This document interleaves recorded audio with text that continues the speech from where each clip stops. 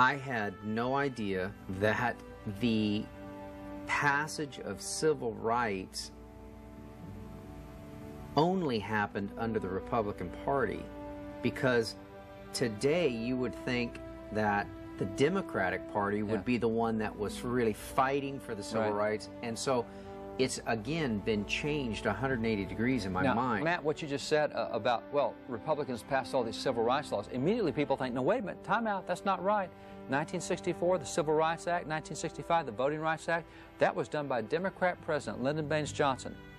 All right, let's talk about that for a minute. Okay. You go back to the 64 Voting Rights and Civil Rights Act, 64 first on civil rights, 65 on voting rights.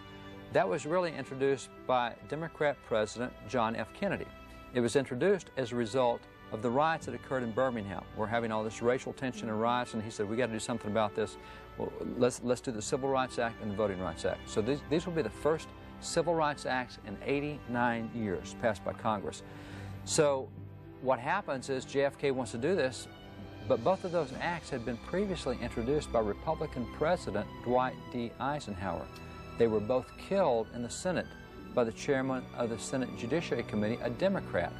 And so now that we've got the racial tension, Democrats have killed the Civil Rights Act, they've killed the Voting Rights Act, but now we've got this racial tension. Democrat president says, let's do this. So he goes back to the Republicans and said, your bill, will you guys help me do this? So it's moving forward. It comes through LBJ because JFK gets assassinated, so now LBJ picks up the mantle, moves forward with the Civil Rights Act and the Voting Rights Act. It goes into the Congress for a vote. Now, Congress at that time was 2/3 Democrat in the House and the Senate. You got a Democrat president, Democrat House, Democrat Senate, 2/3. It only takes a simple majority to get a bill passed. It only takes 269 votes to pass any bill through the House and Senate if you have control. So they've got 315, they need 269, they got 50, 60 votes to blow. They only came up with 198 votes on the Civil Rights Act. Democrats had it totally in their power to pass the Civil Rights Act of 64, the Voting Rights Act of 65. According to the records of Congress, they didn't even get close to it. Where'd the help come from? It came from Republicans who overwhelmingly, who voted, nearly 83% of Republicans voted for those two acts, only 62% of Democrats voted for those two acts.